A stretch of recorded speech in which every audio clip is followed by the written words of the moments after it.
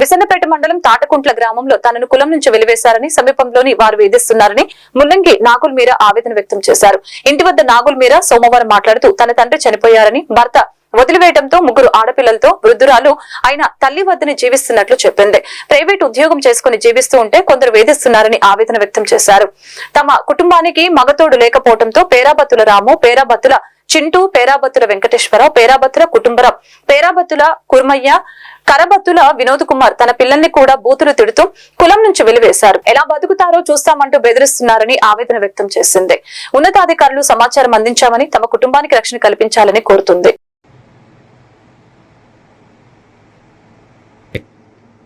నమస్తే అండి, నా పేరు ముల్లంగి నాగుల్ మీరా. మా ఊరు తాతకుంట్ల, విసన్నపేట మండలం.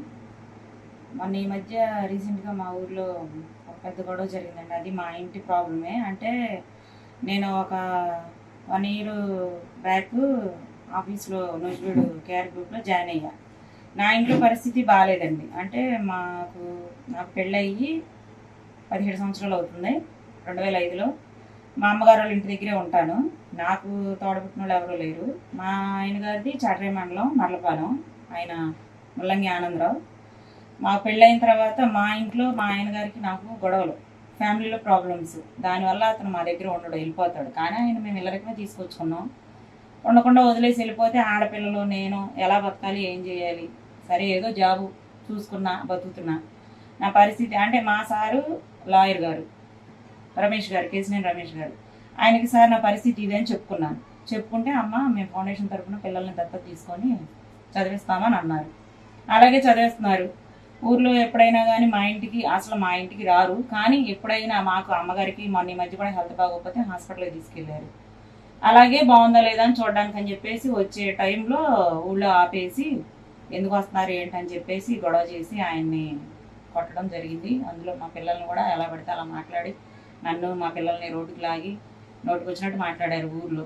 అందులో ఏంటంటే మేము కులంలో నుంచి వెళ్ళేసామన్నమాట మాట్లాడుతున్నారు. మాకెవరు ఊర్లో కూడా సాయం చేసేవాళ్ళు ఉండరు. నా బతుకు, నా కష్టాలతో నేను నా పిల్లల్ని ఏదో బతికించుకుంటుంటే మమ్మల్ని ఎవరన్నా మాకు సాయం చేసేవాళ్ళు వచ్చి ఉన్నా కానీ వాళ్ళని చేయనివ్వట్లేదు. మరి మేము ఎలా బతకాలి ఏంటి? నాకు 3 ఆడపిల్లలు ఉన్నారు. కొంచెం మీరే ఏదో రకంగా సాయం చేసి కొంచెం మాకు హెల్ప్ చేయండి.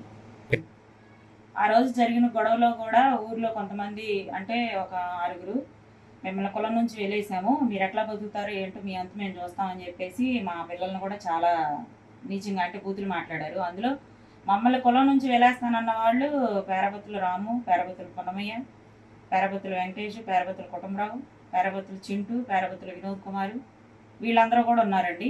మరి మీరు మాకు సాయం చేసి మమ్మల్ని బతికేలాగా, మా ఊర్లో మా కష్టాలతో మేడం మేము బతికేలా కొంచెం మీరు అధికారులు చర్య తీసుకొని మమ్మల్ని మాకు సాయం చేయవలసిందిగా నేను కోరుతున్నాను.